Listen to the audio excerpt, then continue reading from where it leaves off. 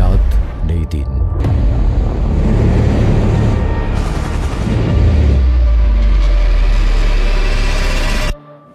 দায়িত্ব যেখানে সেখানে শুধু সতর্কতা, স্পন্দন আর প্রতিটি বুট স্টেপে দেশের অস্তিত্ব রক্ষার শপথ।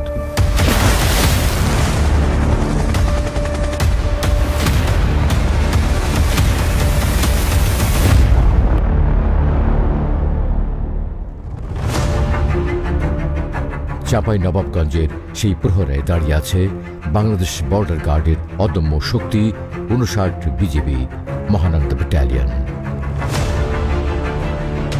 মহানন্দা নদী যেমন শহরের প্রাণ, তেমনি এই ব্যাটালিয়ন এই সীমান্তের জীবন্ত সুরক্ষা কবচ।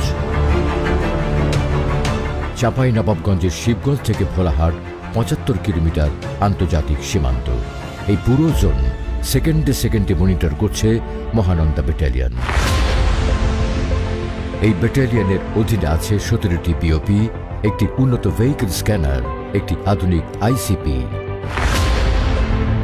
এখানে দায়িত্ব মানেই টেরিটরি, ইন্টেলিজেন্স, রিকন, অ্যাম্বুশ আর প্রয়োজন হলে দ্রুততম সময় রেসপন্স। বাহিনী প্রধানের নির্দেশনা, বিজিবি হবে সীমান্তের নিরাপত্তা ও আস্থার প্রতীক। এই মন্ত্রকে হৃদয়ে ধারণ করেই প্রতিটি সদস্য দিনরাত পাহারা দিচ্ছে দেশের শেষ প্রান্তকে। এই সীমান্তে অপরাধী জানে মহানন্দা ব্যাটালিয়নের সামনে পালানোর জায়গা নেই। জিরো টলারেন্স নীতির কঠোর বাস্তবায়নে চোরাচালান এখন প্রায় শূন্যে।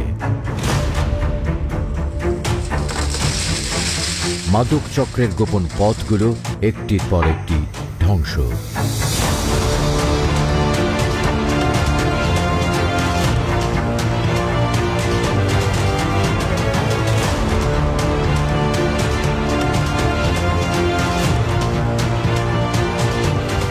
অস্ত্র, গোলাবারুদের যে স্রোত একসময় এই সীমান্ত পেরোতে চাইত, গত ৩ বছরে তার বড় অংশই থেমে গেছে মহানন্দা ব্যাটালিয়নের লোহার গ্রিপে।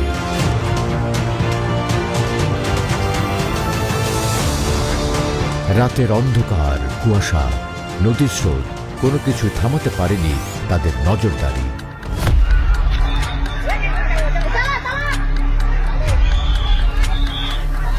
চৌকা কিরণগঞ্জ সীমান্তে, যেখানে হঠাৎই শুরু করে অবৈধ কাঁটাতারের বেড়া নির্মাণ, সঙ্গে সঙ্গে অবস্থানে যায় মহানন্দা ব্যাটালিয়ন। আর যখন কৃষকের গাছ কাটাকে কেন্দ্র করে ঝড়ের মতো তৈরি হয় রক্তক্ষয়ী সংঘর্ষ, মুহূর্তেই হস্তক্ষেপ করে মহানন্দা ব্যাটালিয়ন। সবকিছুই সামলে সীমান্তে ফিরে আনে শান্তি। ৫৯ বিজিবি দেশের অখণ্ডতা ও সার্বভৌমত্ব রক্ষায় সীমান্তের অতন্দ্র প্রহরী হিসেবে সদা জাগ্রত থাকবে।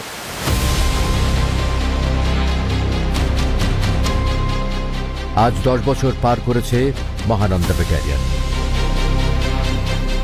এই দশকে তারা তৈরি করেছে এক আস্থার দেয়াল, একটি প্রতিরক্ষা বলয়, যা জানিয়ে দেয় এদেশের সীমান্তে কোনো আপোষ নেই।